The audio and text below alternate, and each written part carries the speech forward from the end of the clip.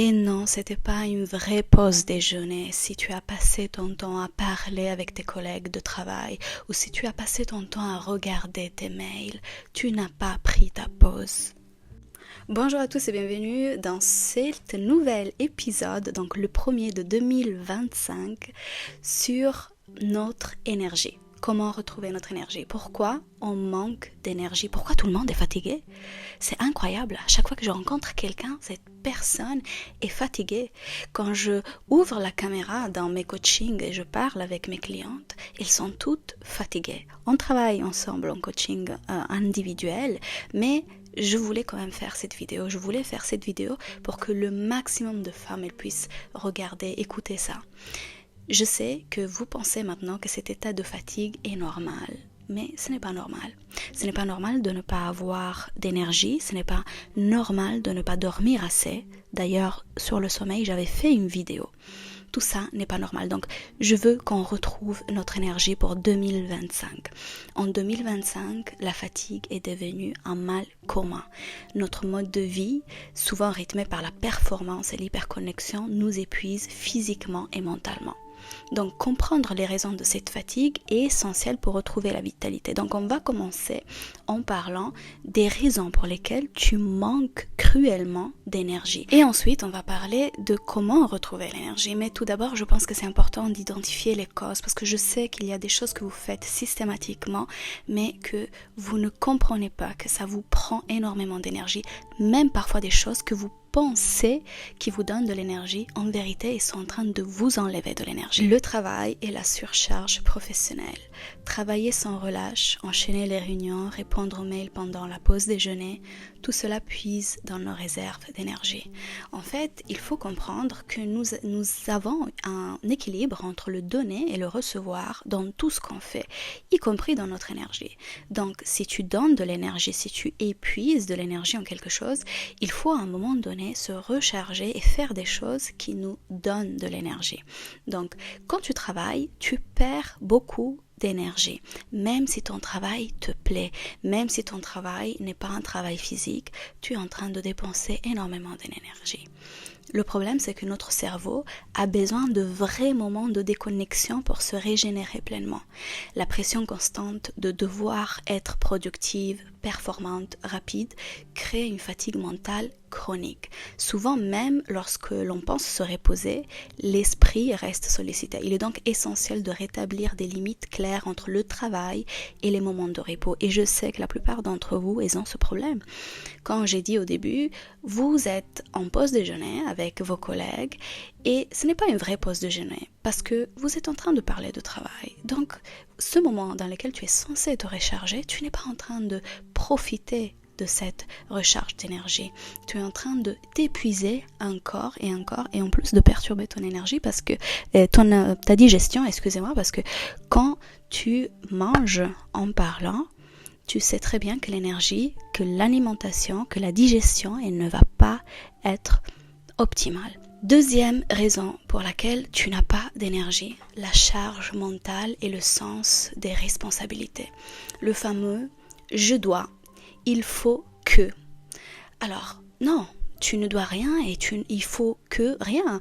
Parce que tu es libre. Tu es libre. Tu décides. Tu veux peut-être finir ce projet. Tu veux peut-être aller à la salle de sport. Mais tu dois pas aller à la salle de sport. Tu es libre. Donc, déjà, le fait de changer les mots qu'on utilise, ça change aussi notre sens des responsabilités. Cette sensation de devoir toujours penser à tout, gérer la maison, penser au rendez-vous, anticiper les courses, organiser la vie familiale, cette liste mentale qui tourne en boucle dans l'esprit sans fin, provoque une fatigue bien réelle. Chaque tâche non accomplie occupe un espace mental précieux, même s'il est minime. Donc, la charge mentale, oui, elle pèse lourd sur ta fatigue. Le fait de penser à tout ce que tu dois organiser, tout ce que tu dois faire, ça fait de toi quelqu'un qui ne connaît pas de repos. Troisième source d'épuisement énergétique, ne pas respecter les temps de pause. Nous minimisons souvent l'importance des pauses, persuadés que continuer à travailler sans relâche nous rendra plus productifs.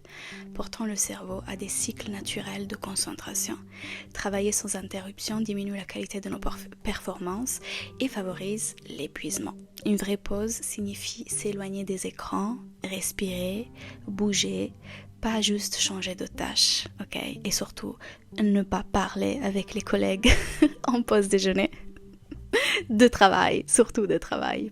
Faites du small talking, mais ne parlez pas du travail. Quatrième raison pour laquelle tu n'as pas d'énergie, la vie sociale et la surcharge relationnelle. Oui. Je sais que il y a des gens qui ont cette capacité de nous recharger, ok? Mais il y a des gens qui ont la capacité de nous épuiser énergétiquement. Les interactions sociales sont essentielles, mais elles peuvent aussi devenir énergivores lorsqu'elles sont imposées ou excessives. Comme je dis toujours à mes clientes, si tu es ami de tout le monde, tu n'es ami de personne.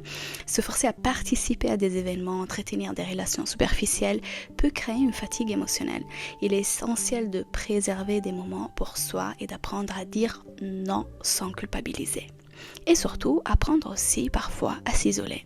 Parce que parfois dans l'isolement, il y a quelque chose qui nous recharge. Mais on verra ça après. Cinquième raison, le scrolling sur les réseaux sociaux. Donc scroll, ça veut dire prendre ton portable par exemple, entrer sur TikTok ou Insta et commencer à regarder des vidéos en boucle, des publications en boucle. Les réseaux sociaux sont conçus pour capter notre attention. Ça veut dire que quand tu rentres dans cette application, tout est fait pour que tu y restes le plus longtemps possible. Et notre énergie mentale, elle s'en va.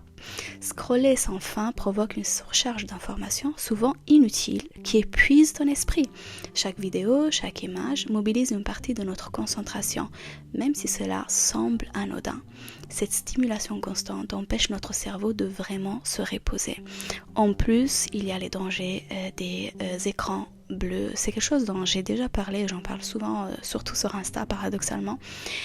Mais c'est quand même quelque chose que les gens ont du mal à comprendre. Si tu regardes ton portable avant de dormir, tu auras vraiment du mal à t'endormir rapidement. Donc à partir de 20h, il est préférable d'arrêter tout écran.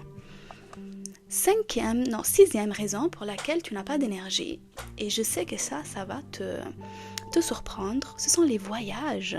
Combien de fois vous avez entendu des gens qui disent on a besoin des vacances pour des vacances, ça veut dire après les vacances on a besoin d'autres vacances, parce que les vacances, le voyage, les déplacements, aussi les trajets répétés, qu'ils soient professionnels ou personnels, peuvent devenir des sources majeures de fatigue.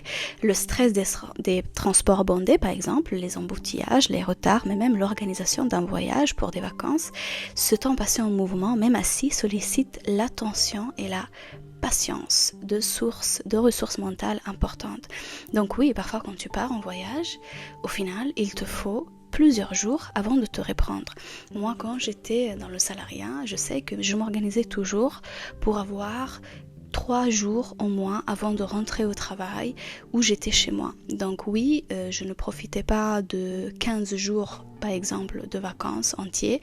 Je me débrouillais pour avoir un peu, peut-être moins de jours en déplacement, en voyage, mais au moins ces 3 jours, 2 jours où j'étais chez moi, je sais que j'allais me recharger. Septième raison pour laquelle tu n'as pas d'énergie, le ménage et les tâches domestiques, même si tu aimes faire. Même si tu aimes les faire, je sais que ça peut provoquer aussi de la fatigue. Ranger, nettoyer, organiser sans fin, ça épuise. Le multitasking, donc le multitâche. Alors, votre cerveau n'est pas fait pour avoir 10 000 tiroirs ouverts. Je sais qu'on a poussé les femmes à croire ça. Ce n'est pas vrai. On est fait pour accomplir une tâche de A à Z, mais une tâche à la fois et non pas en faire plusieurs. Donc oui, ça te épuise. Faire plusieurs choses en même temps dans l'illusion d'être efficace, mais cela épuise rapidement le cerveau. Passer d'une tâche à l'autre sollicite constamment l'attention, réduisant la qualité de chaque action et créant un sentiment de fatigue accélérée.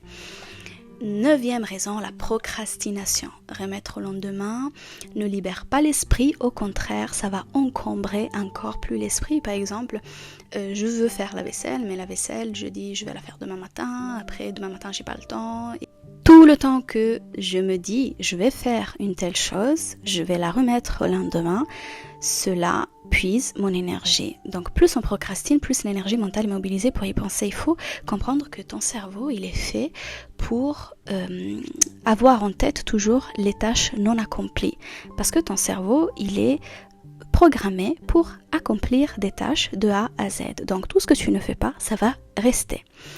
Et la 10e raison aussi, donc c'est la dernière, c'est l'indécision. Hésiter longuement, analyser chaque option en détail, prendre des décisions même petites demande un effort cognitif important. L'indécision prolongée crée un état de fatigue mentale car chaque possibilité reste ouverte dans l'esprit.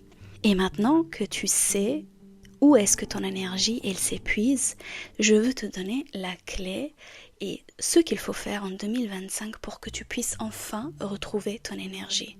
Il y a des choses que tu vas croire, elles sont très anodines et tu vas penser que « Ah, mais ça je le sais », mais je suis sûre que tu le sais, mais tu ne le fais pas.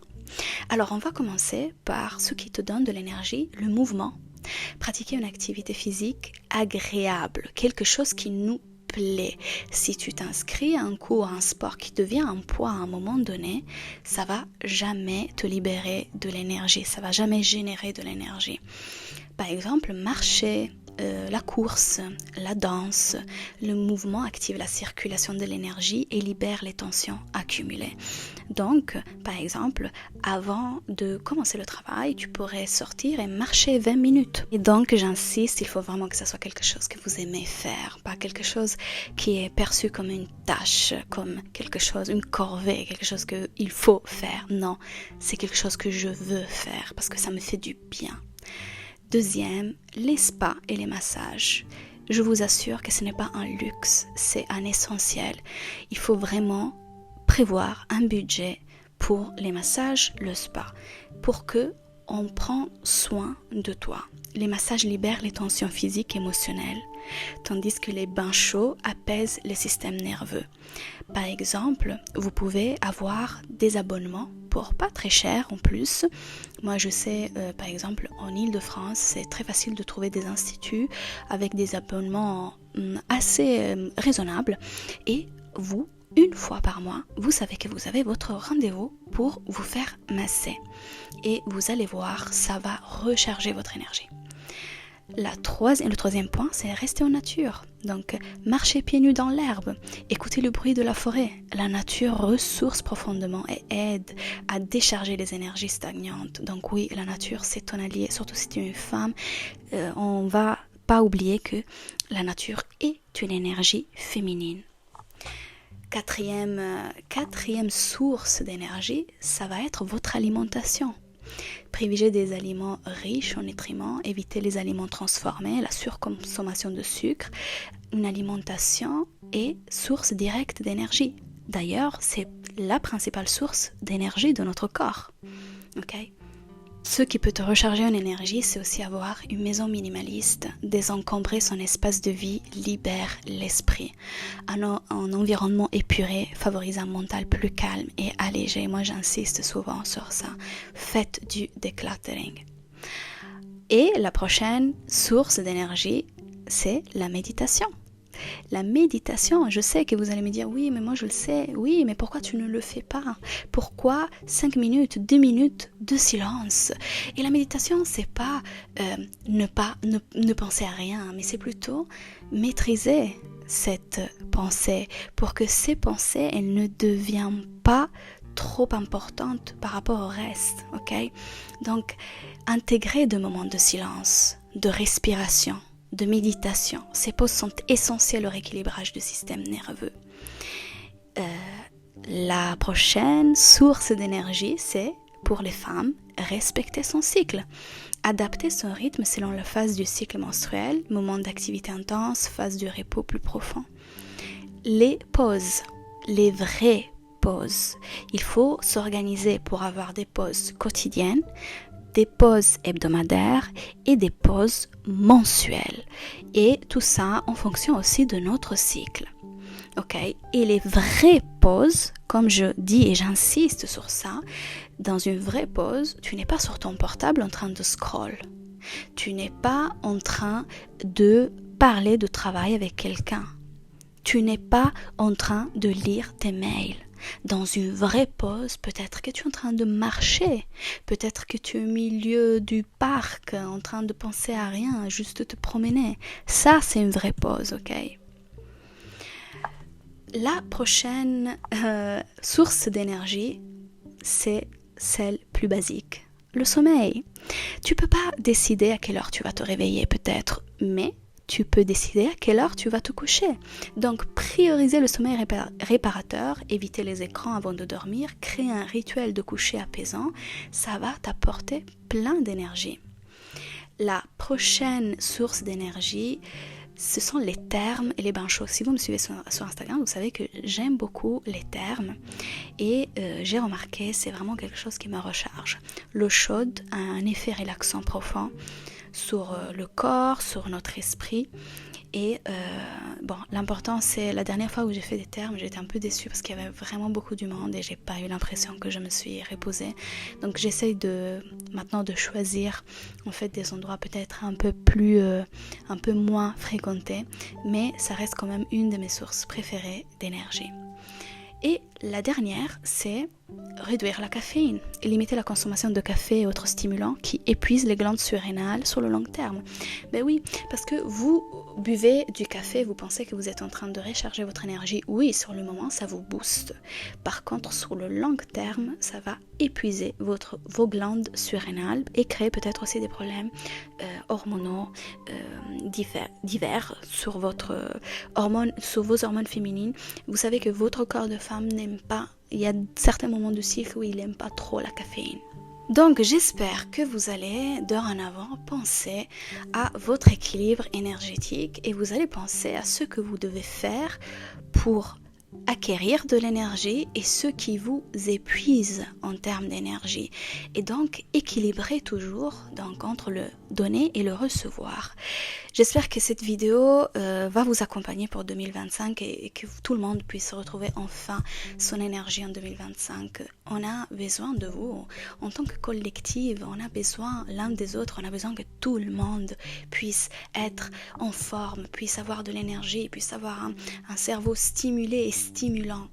J'espère vraiment pour 2025 que tout le monde puisse retrouver son énergie, que tout le monde puisse retrouver son sommeil, dormir les heures qu'il lui faut.